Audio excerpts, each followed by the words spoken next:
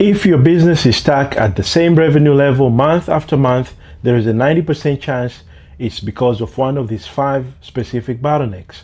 I'm Dr. Sulaimanijani. A few years ago, I was burnout, trying to provide for my family across continents while staying present as a family and building something meaningful.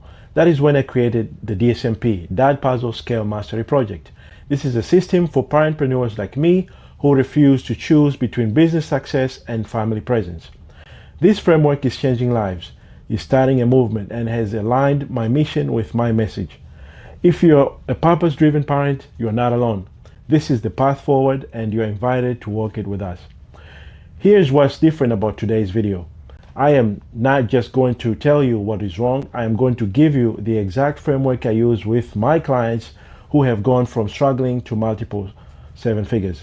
And I am going to share the $1 million mistake at the end that almost destroyed everything. I'm going to be completely transparent with you. This is the kind of content that most consultants charge thousands for.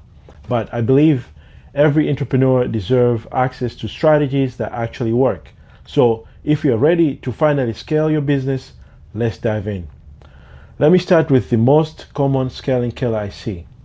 You are confusing activity with results in your lead generation. I'm guilty of this for months. I've been waking up at 5 a.m., post motivational content across 3 platforms, engaging with hundreds of comments, but nothing was working. If you had asked me how many leads did I generate, those qualified leads, 0. I was busy being busy. Now, here's the difference. Activity is posting 3 times a day on Instagram. Results is having qualified prospects book discovery calls with you. According to HubSpot's 2024 States of Marketing report, companies that prioritize lead generation, they are 13 times more likely to see positive ROI. But here's what most people get wrong. They focus on vanity metrics like followers and likes instead of the conversion metrics. Here's the exact step-by-step system I now use to track what is actually matter. You set up your lead tracking spreadsheet. This is step number 1. You do the column A, date. Column B, lead source. Is it from LinkedIn, Instagram, or referral? Column C, the lead quality. Are they hot, warm, or cold? And column D is the discovery call. Is it booked or not? And column E, you talk about the result of this. Was the conversion yes or no? Step number 2, you define what counts as a qualified lead. You write down your ideal client criteria. For me, a parent entrepreneur is with existing business, currently making some revenue, but they're still struggling working, with the work-life balance. If they don't fit all 3, they're not going to be in my spreadsheet. Now, step number 3 is creating one lead magnet that solves a specific problem. Don't create 5 different guides. Just pick one problem that your ideal client loses sleep over. For parentpreneurs, it's usually how do I scale my business without missing my kids' bedtime or the soccer game. You create a simple PDF checklist or a video series that solves this specific problem. Step number 4 is you set up your follow-up sequence. Day 1, you send the lead magnet immediately. Day 3, you share your personal story about why you created it. Day 7, you provide a case study or success story. Day 14, you make a soft offer for the discovery call. The businesses that scale rapidly, they have predictable lead generation systems. They know exactly how many leads they need to generate to hit their goals, and they track every single one of them. Now, even if you're generating leads, reason number 2 will kill your conversion rate. Your value proposition sounds like everyone else's. I learned this the hard way. For months, my bio will read, I help entrepreneurs grow their business. It's very generic, forgettable. I watched potential clients actually scroll past me to competitors who clearly articulated their unique value.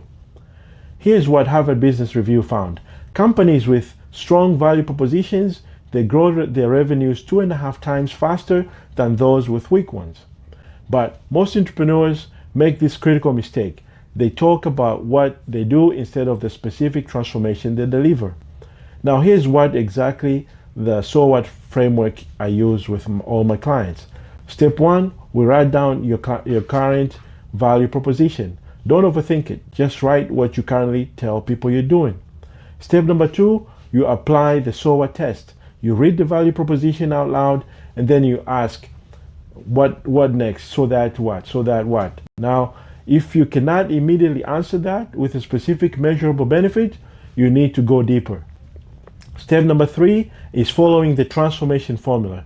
I help specific type of person achieve specific outcome using the specific method so that they can have a specific benefit. Step number 4 is test and refine. For me, I help entrepreneurs grow their businesses. That was before. After refining it is I help parent entrepreneurs build scalable business systems that work even when they are at the kids' soccer game. So they can double their impact without doubling their hours. Now, step number 5 is validating with the real people. You have to send this value proposition to 5 past clients. You ask them, does this accurately describe the transformation that you have experienced? Their feedback will tell you if you are on the right track. Now, step number 6 is make it the first thing people see. You have to update your bio, your website header, your LinkedIn headline. Make sure that the first thing people read clearly communicates the specific value you deliver. You see the difference? The second version is more specific, outcome focused, and immediately tells the prospect exactly what transformation they can expect. Now, here's what most entrepreneurs hit their first major scaling wall. You are the bottleneck in your own business. Now, this was my reality for 2 painful years. I would work until 2 a.m. creating client proposals, then wake up at 5 a.m. to handle customer service emails before my kids get up. Now, every decision, every client call, every approval had to go through me. I was drowning in my own success, and my family was paying the price. Michael Garber nailed this in the E-Myth Revisited. Most businesses, they fail because they are built around the owner, not around the systems. Now, according to the Small Business Administration, businesses with documented processes, they are 50 times more likely to scale successfully. Now, here's the brutal truth.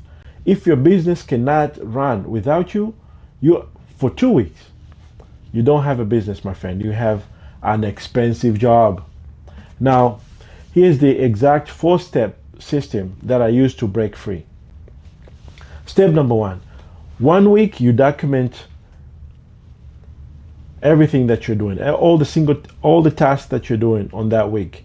You use a simple note-taking app with a timestamp, okay?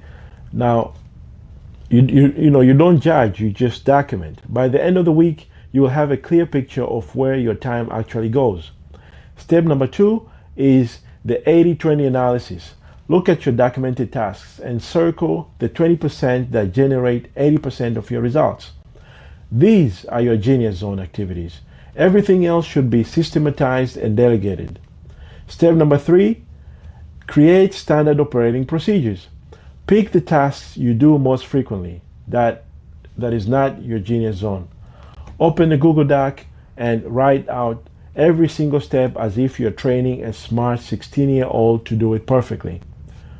For example, my client onboarding SOPs include minute 1 through 5, you send email, welcome email with a calendar link. Minute 6 through 10, create client folder in the Google Drive with specific naming convention. Minute 11 through 15, you add client to the CRM with tags and pipeline stage. Minute 16 through 20, you schedule automatic follow-up sequence. And then step 4, delegation framework. Now you start with the low-risk tasks. You give your new team member the SOP, have them complete the task, but then you review it together. Don't expect perfection immediately, just expect improvement over time. The breakthrough moment came when I realized my job was not to do everything perfectly, but to create systems that work consistently without me. Now you start here. You pick one task that you do repeatedly this week, and now you document every single step. Then find someone to train on it. That, my friend, is your first step toward freedom. Now, here is where psychology meets profits, and most entrepreneurs lose this battle in their own minds. You are pricing for your survival instead of scaling. Now, I'll never forget the moment I realized I was sabotaging myself. A potential client asked me about my pricing, and I immediately started explaining why I was reasonable and how I could work within their budget. I was negotiating against myself before they even objected. That is when I knew my pricing psychology was broken. And this is psychological warfare. And most entrepreneurs lose this battle before they even start. They think, who am I to charge premium prices? But here's what Price intelligently found. Companies that optimize their pricing strategy see 2 to 7% improvement in profit margins, which translates to significant increases in overall profitability. Now, here's the math that changed my perspective. You have a scenario A. Many clients, they pay less, cheap price, right? What happened? You have constant customer service, fulfillment stress, and burnout. And you have another scenario B. They have less clients, but they charge more. Guess what happened? They have deeper relationships, better results, and sustainable growth. Now, they have the same overall business health, but dramatically different lifestyle and stress levels. Now, here's my exact 5-step premium pricing framework. Step 1, you value audit. Okay? You do this value audit list where you're listing every single outcome your client is getting from working with you. Don't just think about the direct deliverables. Think about the secondary benefits. For example, when I help parent entrepreneurs create systems, they don't just get organized, they get their evenings back with their families. Step number 2, the 10x value test. Now, for each outcome, you estimate the financial or emotional value to your client. If someone gets 20 extra hours per month with their family, what is that worth? If they avoid burnout, what is that worth? Your price should be roughly 10% of the total value you provide. Now, my friend, step number 3, the confidence building exercise. I want you to write down 3 detailed case studies of client transformations. Read them aloud to yourself. This is not about ego, it's about evidence. You need to internalize the value you provide before you can confidently price it. Step number 4, the premium positioning statement. Now, instead of competing on price, compete on outcomes. Practice saying, my programs are designed for clients who want exceptional results and are willing to invest accordingly. The investment reflects the level of attention and outcomes you will receive. Now, step number 5, the price increase protocol. Don't just jump from low to high overnight. I want you to increase your prices by 25% for your new clients. You have to track the close rate. Now, if your close rate stays the same or improves, you have to increase another 25% in 60 days. You keep testing this until you find the sweet spot. Real example from my journey, my friends. When I shifted my positioning from affordable business coaching to premium transformation for parent entrepreneurs, my close rate actually improved because I attracted clients who value results over price. Your action step, my friend, I want you to look at your current pricing. Can you confidently say your clients, they get substantial value compared to what they invest? If not, either increase your value delivery or increase your confidence in your worth. Now, finally, reason number 5. This almost killed my business. You are chasing every shiny object out there, my friend, every opportunity instead of mastering one revenue stream. This was the most painful lesson of my entrepreneur journey I had, because I used to have a book project, affiliate marketing, the book project right there, affiliate marketing strategy, podcast plans, and coaching program, all happening simultaneously. I felt like I was making progress everywhere, but succeeding nowhere. My wife would find me working around 11 p.m. on just one more project, and I would justify it by saying I was diversifying my income streams. The truth, I was afraid to bet everything on one thing and potentially fail. Jim Collins calls this the curse of competence in a good to great book. When you are good at multiple things, you think you should do multiple things, but scaling requires brutal focus. Warren Buffett's 25-5 rule is a perfect one here. You write down your top 25 business priorities. You circle the top five, and then you avoid the 20 at all costs. They're not just unimportant, they are dangerous because they steal your focus from what actually moves the needle. My painful lesson was until December 2024, I was trying to do everything, but I had no reliable revenue from either of these projects because I was spreading myself too thin. The moment I met my coach and focused on one core offer, everything changed. We went from scattered efforts to systematic scaling. Here's my exact 6-step focus framework. Step number 1 is the revenue reality check. I want you to list business activities you're currently pursuing. Next to each one, you write the actual revenue it generated last month. Not projected revenue or potential revenue. This is the actual money in the bank. Step number 2, I want you to do the energy audit. You got to rate each activity from 1 to 10. Based on the energy you feel, how energized you feel when you're doing it. The ones that are scoring 8 and above, those are your zone of genius. Everything else is draining your entrepreneurial battery. Now, step number 3, now this is the one thing. You have to look at the list, step 1 and 2 before, and circle the activity that has both the highest revenue and also the highest energy score. This is your one thing. Everything else goes into the not now list. Now, step number 4 is the 90-day sprint. You have to commit and focus only on your one thing for 90 days. Put all other projects on hold. This is not permanent, it's just strategic. You can revisit other opportunities after you have mastered your core offer. Now, step number 5, the distraction protocol. When new opportunities arise, and they will definitely be arising, you have to write them down in the future projects document. Don't ignore them, but don't act on them either. Review this list after your 90-day sprint. Now, step number 6, this is the success metrics. You have to define exactly what mastery looks like for your one thing. For me, it was having a systematic process that could generate consistent results without my constant involvement. You have to set clear milestones so you know when you have truly mastered your core offer. The breakthrough came when I realized that saying no to good opportunities creates space for great ones. And every yes to a distraction is a no to your main goal.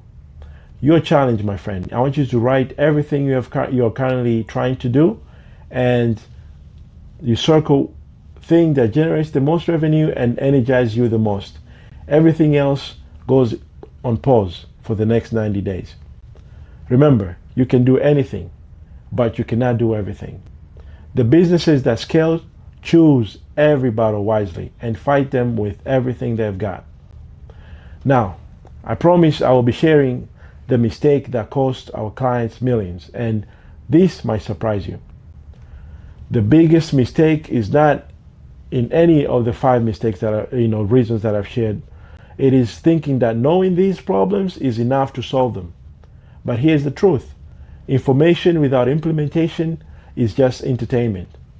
I've seen entrepreneurs who know everything about scaling, but their businesses are still stuck because they're never actually doing the work. The clients who transform their businesses, they don't just consume content, they implement systems. They don't just learn about the value proposition, they rewrite theirs and test it in the market. They don't just understand pricing psychology, they raise their prices and track the results.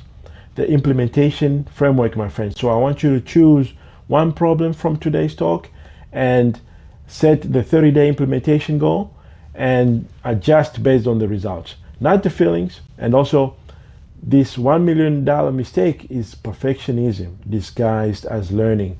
So you have to stop consuming, start implementing. Look, I could have kept these strategies to myself, and continue using them only with my private clients, but I believe every parent entrepreneur deserves access to strategies that actually work, strategies that will let you build something meaningful without sacrificing what matters most. Now, here's what I need you to do right now. Choose one of these five reasons that is holding your business back. I want you to comment below and tell me which one you're going to tackle first. Subscribe and hit the notification bell. And if you found any value in this video, please hit the like button or share to your friends. It helps more parent entrepreneurs discover this content. And honestly, it helps me know what kind of content serves you best. Remember, your business will scale. Not might, not hopefully, will scale if you fix these foundational issues. The question is not whether scaling is possible. The question is, are you ready to stop learning and start implementing? You've got this.